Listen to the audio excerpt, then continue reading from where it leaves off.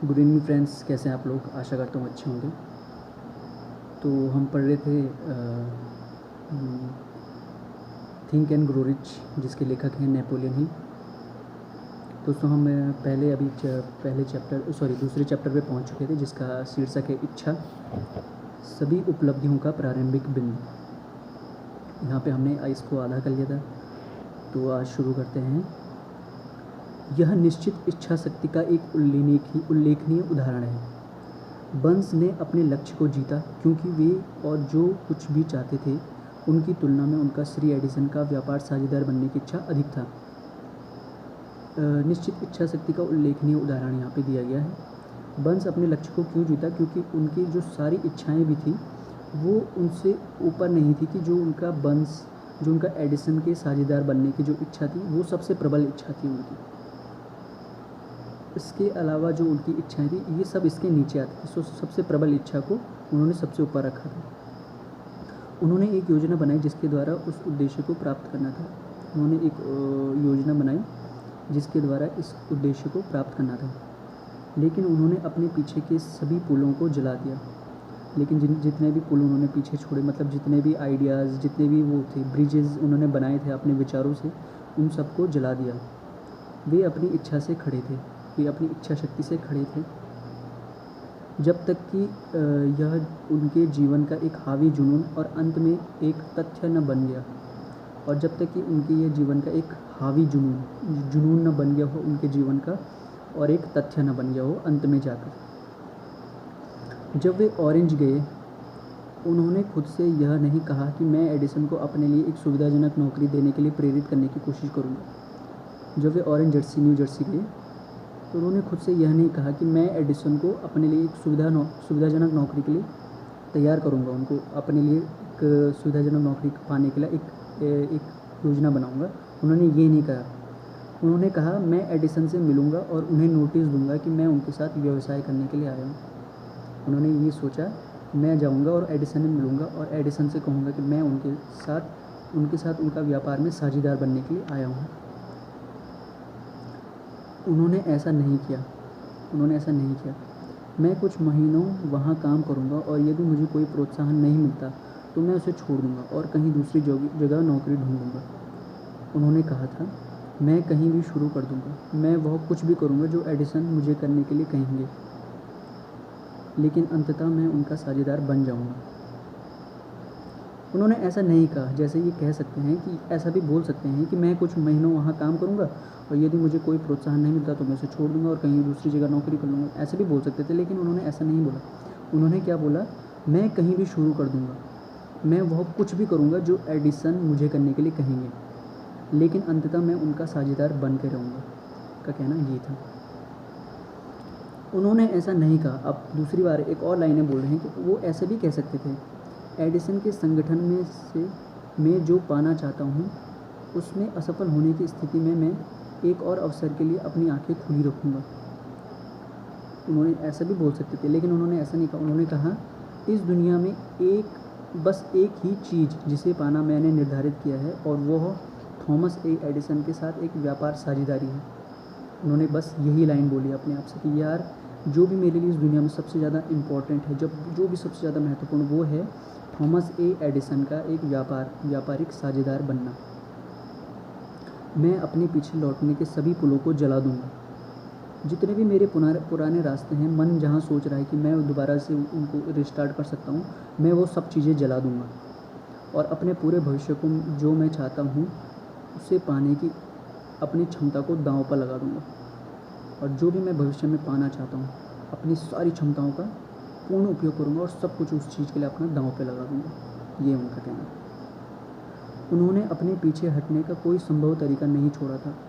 उन्हें जीतना या फिर नष्ट हो जाना था। अपने पीछे हटने का कोई रास्ता नहीं छोड़ा उन्होंने। उनको या तो जीतना था या तो बर्बाद हो जाना था, दो ही चॉइस थी। सफलता की बंस की कहानी के पीछे यही सब कुछ है। बहुत समय पहले एक महान योद्धा को ऐसी स्थिति का सामना करना पड़ा जिसने उसके लिए एक निर्णय करना आवश्यक बना दिया। सफलता बंस की कहानी के पीछे सब कुछ यही है। उनकी सफलता का सब कुछ यही है, सब कुछ राज यही।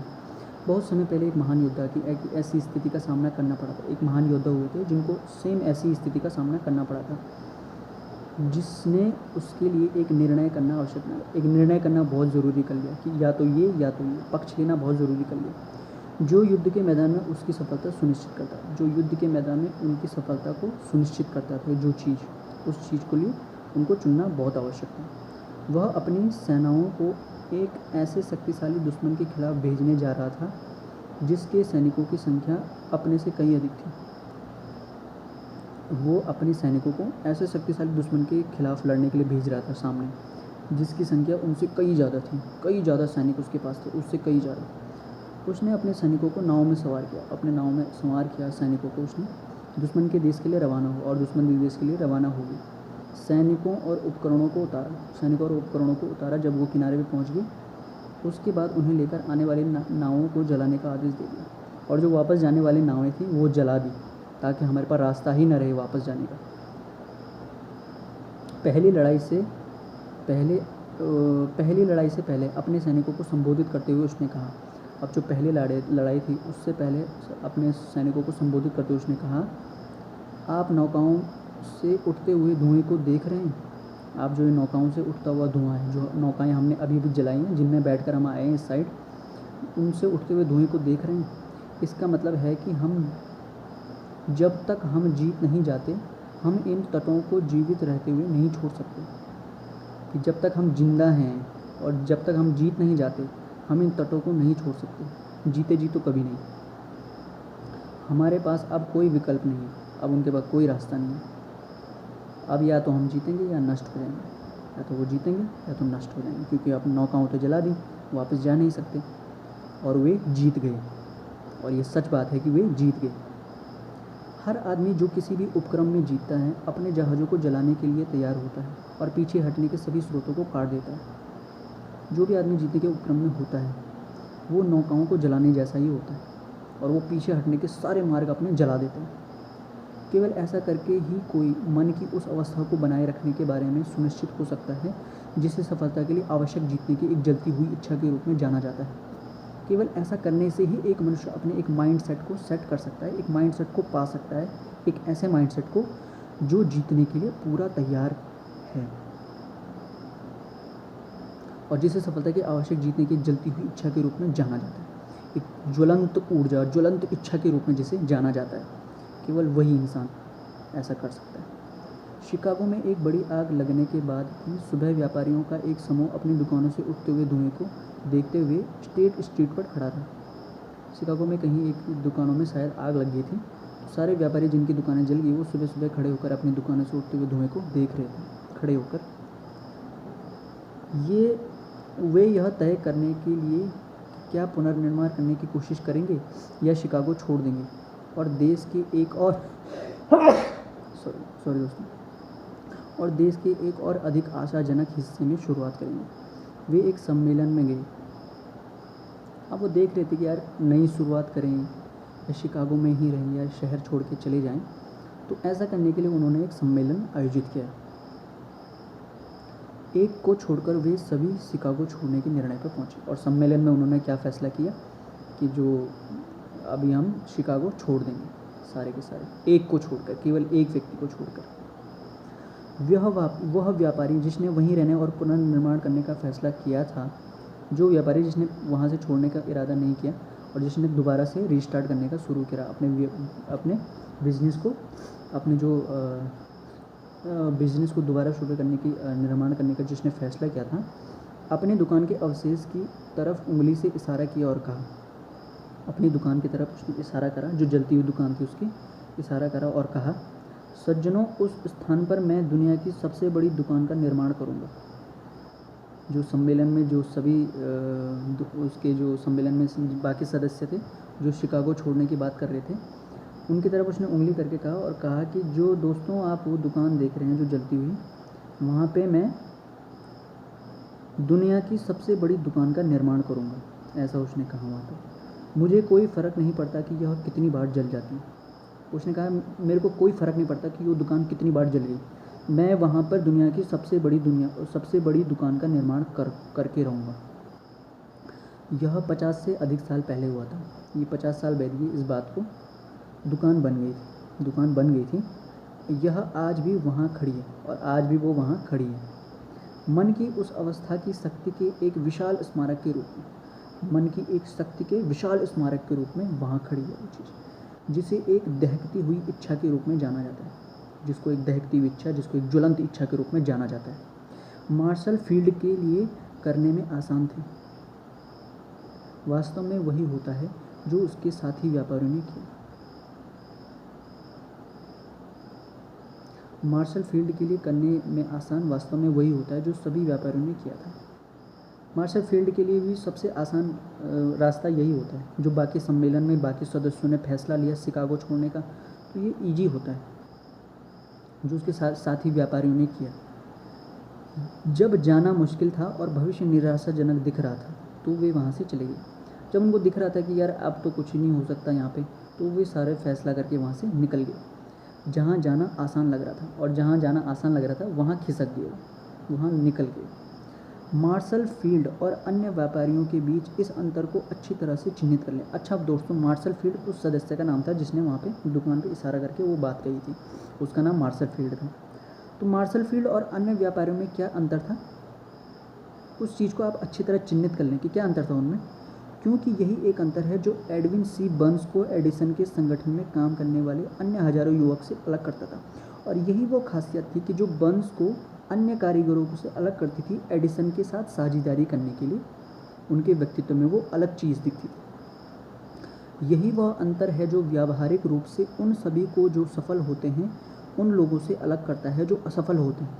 और यही एक चीज़ है व्यावहारिक रूप से जो सफल लोगों को अलग करती है उन लोगों से जो असफल हो जाते हैं जीवन में। इस हर इंसान जो पैसे के प्रयोजन की समझ की उम्र तक पहुंचता है उसको इसको चाहता है। हर इंसान जो पैसे के प्रयोजन की समझ की उम्र तक पहुंचता है, कि जो पैसे को समझने लग जाता है, उस उम्र तक पहुंचता है कि हाँ पैसे कैसे काम करता है, पैसा एज अ टूल कैसे काम करता है, इसको चाहता है, इस चीज़ को वो चाहता है।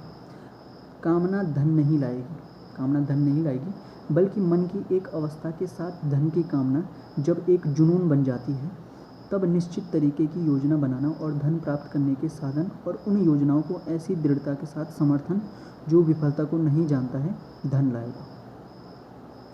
ये एक मन की अवस्था को तैयार करती है। ये चीज़ कामना धन नहीं लाती, बल्कि मन की अवस्था को तैयार करती है।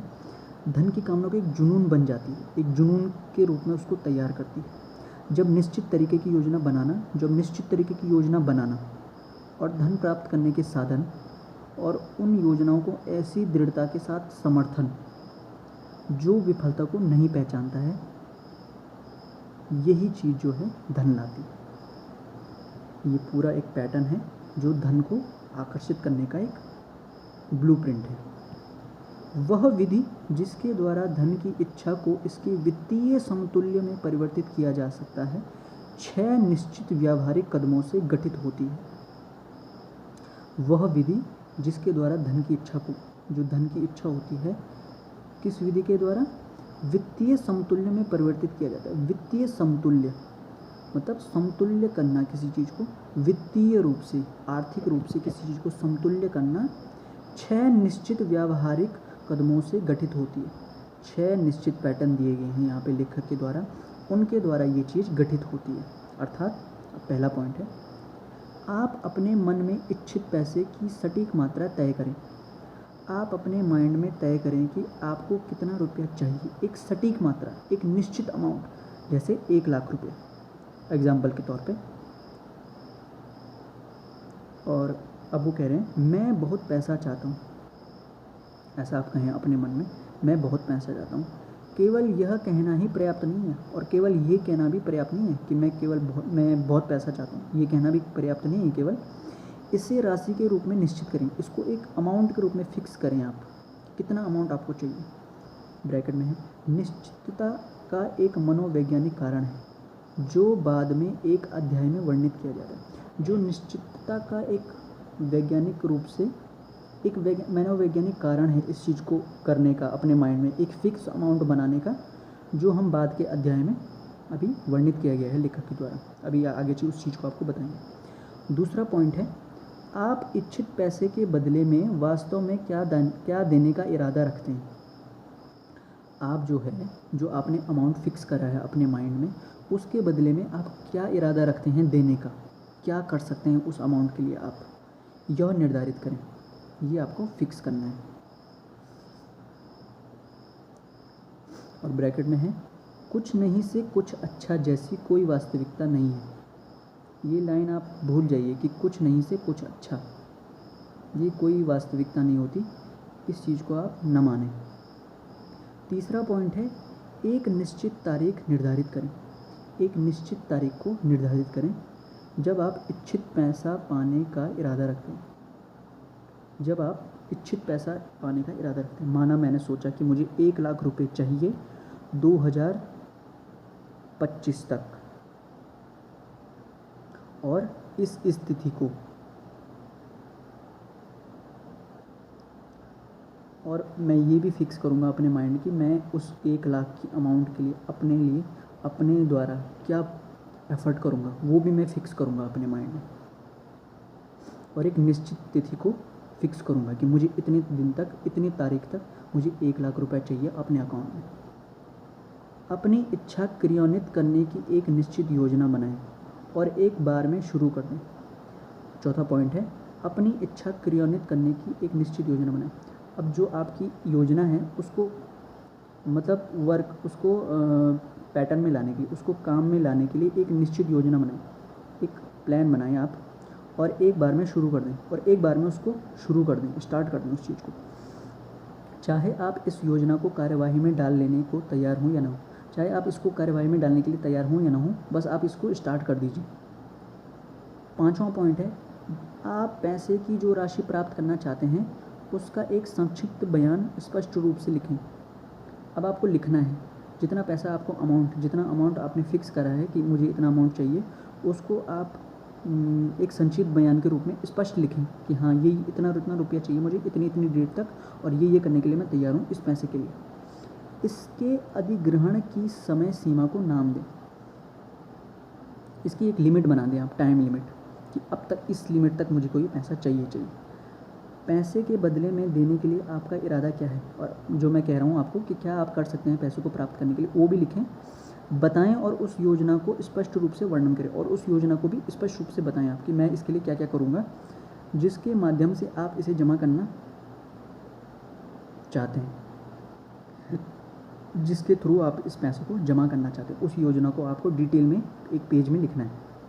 और छठवां पॉइंट है, अपना लिखित बयान दिन में 2 बार जोर से पढ़ें, और जो आपने लिखा है पेज में उसको दिन में 2 बार जोर से पढ़ना है, सुबह शाम।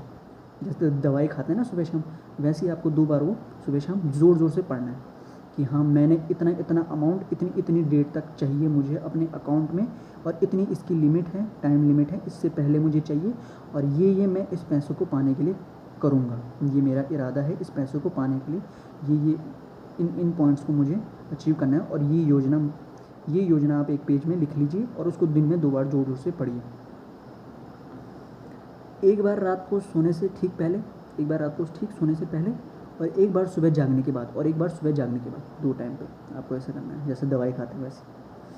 जब आप पढ़ें तो देखें और महसूस करें, जब आप इसको पढ़ रहे हैं तो उसको देखें और महसूस करें उस चीज़ को, और अपने आप पर विश्वास करें, और अपने आप को बिलीव रखें अपने आप पर, जो आप कह रहे हैं कि पैसे पहले से ही आपके कब्जे में हैं, और ऐसा आपको मानना है कि आपके पास पहले से ही वो अमाउंट है। ऐसा महसूस करते हुए आपको उस चीज़ को पढ़ना है। तो ठीक है दोस्तों, ये आपके 6 आज पॉइंट मैंने डिस्क्राइब करे हैं लेखक ने यहाँ पे। तो बाकी इस कंटिन्यू उसको कल शुरू करते हैं।